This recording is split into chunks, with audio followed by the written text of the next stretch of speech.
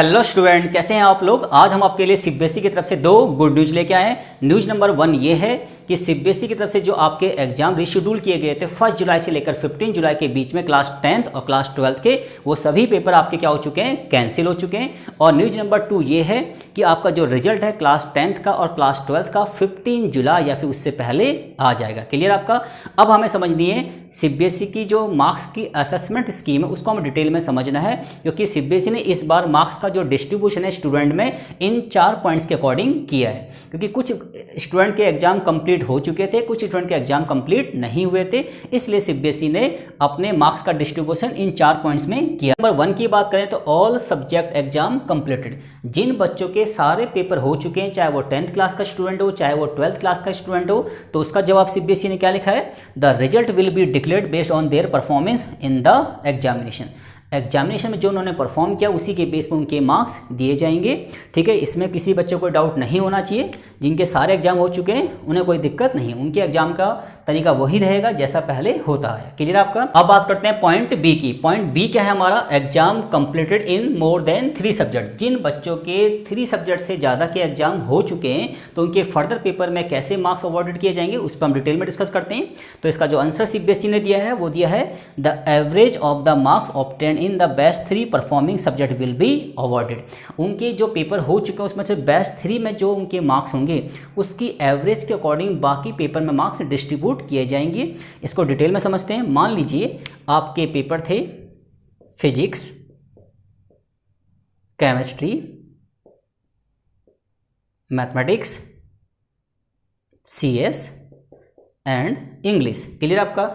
आपके फिजिक्स में मार्क्स आए 60, केमिस्ट्री में आए आपके 65, मैथमेटिक्स में आए आपके 75 एंड सीएस में आए आपके 70।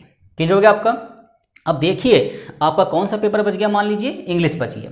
अब बताइए जो आपके पेपर हो चुके हैं उनमें बेस्ट 3 पेपर कौन से आपके, केमिस्ट्री, मैथ्स एंड फिजिक्स। ठीक है जी। अगर हम इन तीनों का टोटल करें तो कितना आएगा आपका, देखिए 210, और 210 को अगर हम 3 से डिवाइड करेंगे तो कितना आएगा हमारा, देखिए 70। तो आपके जो फर्दर पेपर बच गए उसमें जो आपके मार्क्स आएंगे वो कितने आएंगे, 70 आएंगे। क्लियर आपका। ठीक है जी। अब बात करते हैं पॉइंट नंबर सी की। पॉइंट नंबर सी क्या है, exams completed in exactly 3 subject. जिन स्टूडेंट के केवल 3 सब्जेक्ट के एग्जाम क्या हुए, कंप्लीट हुए हैं, उनको सीबीएसई कैसे मार्क्स अवॉर्ड करेगी। देखिए the average of the marks obtained in the best 2 performing subject will be awarded. उनको बेस्ट 2 में जो उनके मार्क्स हैं उसकी एवरेज के हिसाब से मार्क्स क्या किए जाएंगे, डिस्ट्रीब्यूट किए जाएंगे। देखिए कैसे, मान लीजिए आपके सब्जेक्ट थे physics, chemistry, mathematics, English and CS. Clear आपका। अब देखिए मान लीजिए आपके केमिस्ट्री में है 55 मार्क्स, मैथमेटिक्स में है आपके 65 मार्क्स एंड इंग्लिश में है आपके देखिए 50 मार्क्स। क्लियर आपका।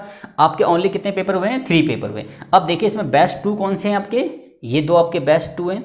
अब इन दोनों का अगर सम करें कितना आएगा आपका, देखिए 120, और 120 को अगर हम 2 से डिवाइड करें तो कितना आ गया हमारा, 60। इट्स मीन्स हमारी जो एवरेज है वो कितनी है, 60।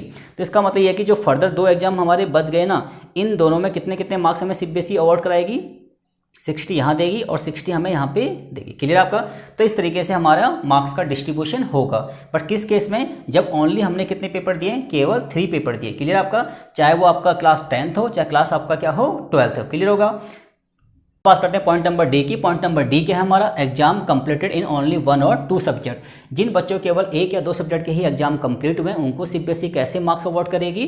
तो उसने सीबीएसई का जवाब दिया है, their result will be declared based on the performance in their appeared subject and performance in the internal practical project assessment. It's means जिन बच्चों का केवल 1 या 2 पेपर ही हुए हैं उनको फर्दर पेपर के अंदर सीबीएसई उनके सब्जेक्ट में जो भी उनके मार्क्स रहे, इंटरनल में उनके जो मार्क्स रहे, जैसे प्री बोर्ड वगैरह में जो मार्क्स रहते हैं वो, प्लस उनके जो प्रैक्टिकल वगैरह के जो मार्क्स होते हैं उसके बिहाफ पर उनके मार्क्स दिए जाएंगे। इसके बावजूद भी पॉइंट नंबर डी में एक बात और रखी है सीबीएसई ने, अगर कोई भी स्टूडेंट चाहे वो 10th क्लास का हो चाहे वो 12th क्लास का हो। अगर अपने मार्क्स से वो संतुष्ट नहीं है तो सीबीएसई उसको दोबारा री एग्ज़ाम देने का मौका दे सकती है, बट वो सिचुएशन तभी होगी जब कोविड-19 बिल्कुल नॉर्मल हो जाएगा। क्लियर आपका? और स्टूडेंट, अगर आपको मेरी वीडियो अच्छी लगी तो इसको लाइक कीजिए, शेयर कीजिए एंड सब्सक्राइब कीजिए। Thank you guys.